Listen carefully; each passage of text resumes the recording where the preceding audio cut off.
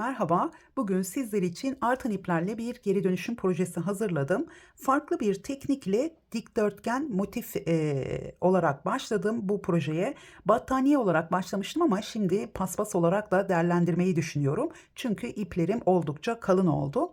6 milimetre tığ kullanarak ördüm. Şöyle biraz iplerimden bahsetmek istiyorum. Çok fazla artan ipim var. Farklı farklı yapılarda çok fazla artan ipim var. Daha sonra koton iplerle de bu şekilde farklı bir proje yapmayı düşünüyorum. Onlarla genelde çanta veya yastık çalışmalarında değerlendirmeyi düşünüyorum. Şimdi burada akrilik ipler kullandım. Genel olarak biraz da simli ipler ya da böyle ince farklı yapıya sahip koton ipler, merserize ipler, onları da karıştırdım. Şimdi burada fazla rengim kalmadı artık çünkü örmeye devam ediyorum. Burada şöyle gördüğünüz gibi bazı kalın ipleri tek kat kullandım. Bazılarını da iki kat yaparak bu şekilde yumaklarımı hazırladıktan sonra sıra renklerin sıralanışına geldi. Gerçekten hiçbirini birbirine uyumlu görmüyordum. Yani iki renk birbirine uyuyorsa üçüncü renk farklı oluyordu. O yüzden bu şekilde artan ipleri renk yönünden sıralaması da çok önemli. Şimdi ben burada renkleri sıralarken şuna dikkat ettim. Şimdi burada her iki sıranın birbirine uyumlu olmasına dikkat ettim. Şimdi burada tonlama yaptım. İki tane sarı tonumuz var. Üçüncü sırada sarıyla krem rengini birbirine uyumlu olarak görüp devam ettim. Krem rengiyle yeşil rengi birbirine uyumlu olarak. Daha sonra yeşile hangi renk uyuyor? Yeşilden sonra pembe birbiriyle uyumlu diye ve pembeden sonra zaten burada pembe ile iki pembe tonlama yapmış oldum. Şimdi zaten karıştırdığım iplerde genel olarak gri ve krem beyaz olarak ilerlediği için bu bir bütünlük sağlamış oldu. Böyle etnik bir desen ortaya çıktı. Aynı zamanda videoda bu dikdörtgen motifle farklı neler yapabileceğiniz hakkında da sizlere fikir veriyor olacağım. Ve 6 milimetre tığ kullanarak ördüm. Bu şekilde büyük bir motif elde ettim ve bütün iplerim değerlendiği için gerçekten çok keyif aldım. Çok hoşuma gitti. Umarım sizler de beğenirsiniz. Evet, hazırsanız ve hemen aşağıdaki abone ol butonuna bastıysanız hemen yapımına başlayalım. Motifimize başlarken her zamanki gibi şöyle tığıma başlangıç ilmeğimi attım. 1, 2, 3 zincir çektim. Bir ip aldım. İlk zincirin içine batıyorum. Buradan bir ilmek aldım. Şöyle ilkinden tek, ikisini birlikte, daha sonra ikisini birlikte topladım. Bu şekilde bir boşluğumuz oluştu. Tekrar 1, 2, 3 zincir çektim. Boşluğa batıyorum. Buradan bir ip aldım. İlkinden tek, ikisini birlikte, son ikiyi birlikte topladım. Bu şekilde yuvalar oluşturacağız. 1, 2, 3 zincir. Tekrar buradan bir ip aldım. İlkinden tek, ikisini birlikte ve ikisini birlikte topladım. Şimdi burada 3 tane boşlukla da başlasak motifimiz dikdörtgen olacak. Önemli olan buradaki boşlukların sayısı. Yani yapacağımız projeye göre bu boşlukları başlarken daha az ya da daha fazla yapabilirsiniz. Bunun sebebi de daha uzun, yani eni dar ama uzunluğu uzun olsun istiyorsanız öreceğiniz projeye göre, mesela bir koltuğun üzerine örtü örüyorsunuz. O zaman eninin daha dar ve uzunluğunun daha geniş olması gerekiyor. Şimdi buradaki boşluklarınıza göre uzunluğu istediğiniz uzunluğa gelmeden eninin genişliği daha geniş olabilir. Yani eni artmaya devam ederken uzunluğu istediğiniz boyuta ulaşmamış olacak. Dolayısıyla buradaki başlayacağımız boşlukların sayısı, birincisi tek sayıda olması, ikincisi de şöyle göstermek istiyorum yapmış olduğum örnek çalışmalarında. Şöyle bakın, burada daha fazla boşlukla başladım. Gördüğünüz gibi dikdörtgenim daha uzun başladı. Burada da daha az boşlukla başladım. Gördüğünüz gibi. Şimdi ben kendi örnek çalışmamda 6 tane boşlukla başladım. 6 milimetre tığ kullanarak ördüm. Yani iplerim çok kalındı. Şunu fark ettim. Büyüdükten sonra benim parçam boyu ve eni arasındaki farklılık 15 santimetre oldu. Yani aslında biraz daha uzun örseydim, yani şu ortadaki başlangıcı, eninde 20 santimetre, boyuyla arasındaki fark 20 santimetre olabilirdi. Hemen onu şöyle ölçerek göstermek istiyorum ne demek istediğimi. Şimdi bakın, boyu şöyle 18 santimetre. Enini ölçüyorum. Burada 6 santimetre. Yani burada 18 olabilmesi için ne kadar santimetre farkımız var? Burada 1, 2, 3, 4, 5, 6, 7, 8, 9, 10, 11, 12. Yani arada sadece 12 santimetre fark olmuş oldu. Şimdi buraya bakacağım. Burada 23 santimetre uzunluğunda, ikisi de aynı sıra sayısına sahip bu örnek çalışmaları. Şimdi enine baktım, 5 santimetre. Bakın 23'e 5 santimetre. Burada aradaki fark daha fazla. Yani burada 13 santimetre iken burada sanırım 18 santimetre, yani şu anda hesaplamadım.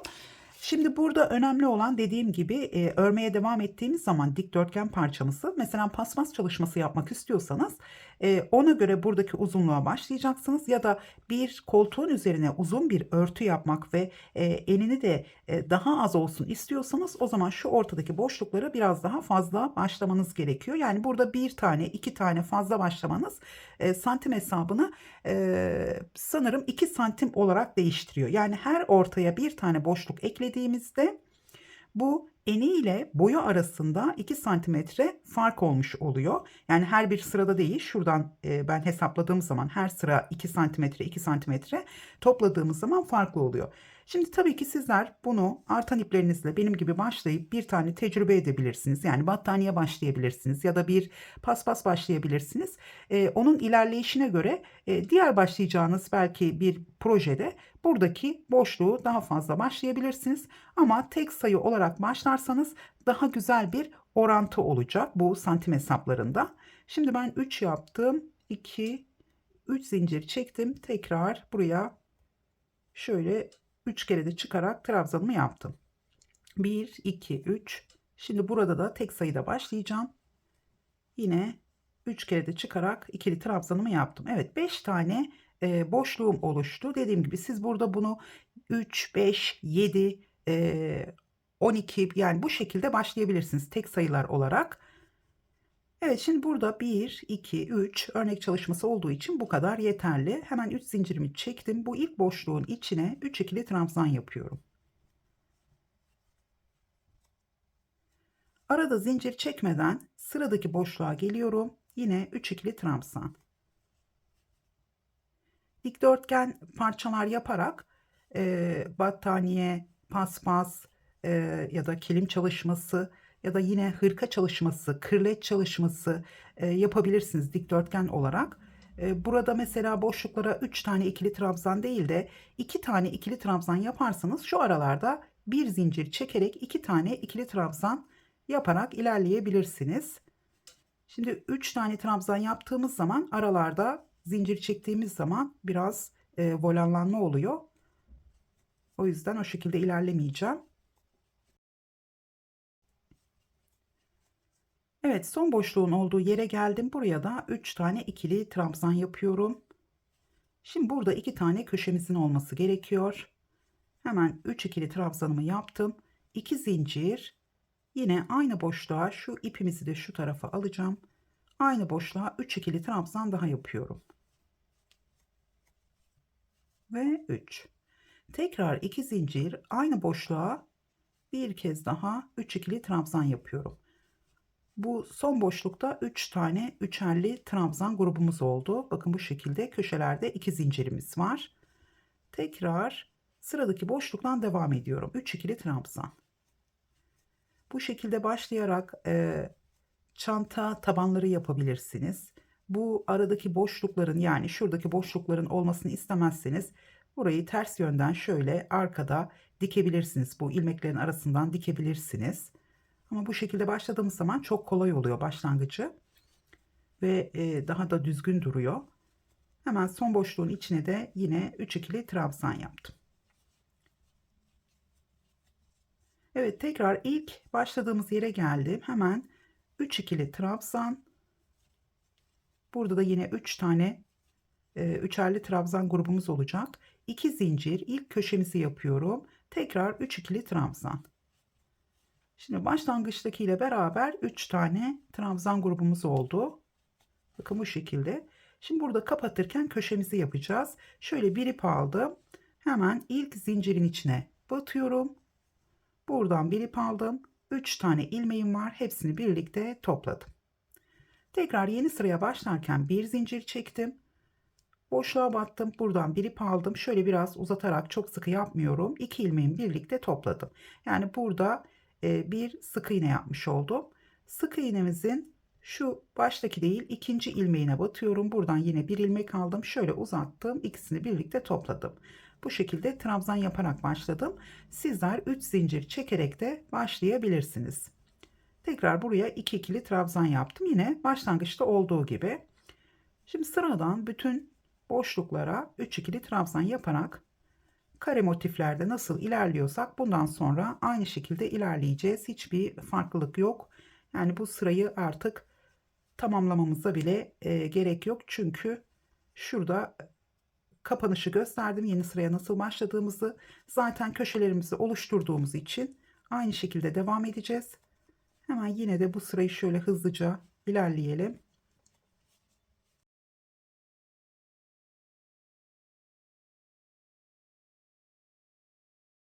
Bakın burada köşemizi yaptım. Zincir çekmeden diğer köşeye atladım. Burada da ortada bir boşluğumuz oluştu. Yeni sırada köşeyi yaptıktan sonra yine bu boşluğa da 3 tane trabzan yapıp hemen köşemizle devam edeceğiz. 2 zincir, tekrar köşenin içine 3 tane ikili trabzan.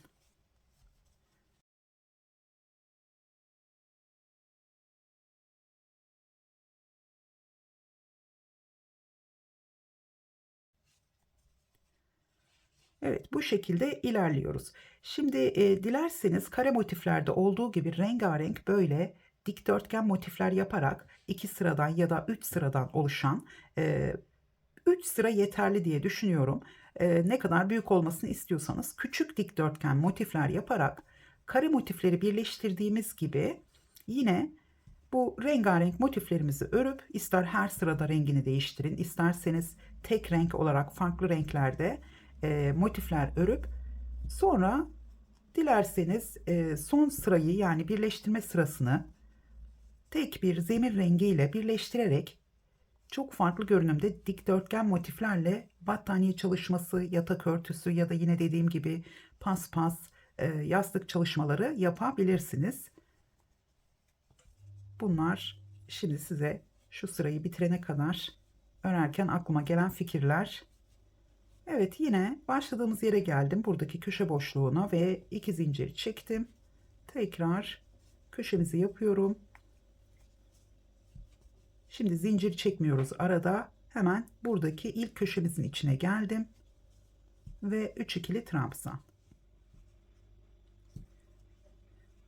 Şöyle 3. ikili trabzanımı yaptım. Yine köşeyi kapatırken bir ip aldım. İlk trabzanın üzerine batıyorum. Buradan bir ilmek aldım. 3 tane ilmeğim var. Hepsini birlikte şöyle topladım ve bir zincir çektim. Tekrar boşluğa battım. Buradan bir ilmek aldım. İkisini birlikte topladım. Birinci değil, ikinci ilmeğin şöyle içinden yine bir ilmek aldım, uzattım. İkisini birlikte topladım. Evet, sizler burada renginizi değiştirmek isterseniz köşeyi kapattıktan sonra bir zincir çekip ipinizi kesebilirsiniz ve herhangi bir köşeden yine ipinizi bağlayarak başlayabilirsiniz. Evet, motifimizin anlatımı bu kadar. Zaten yapımı çok kolay.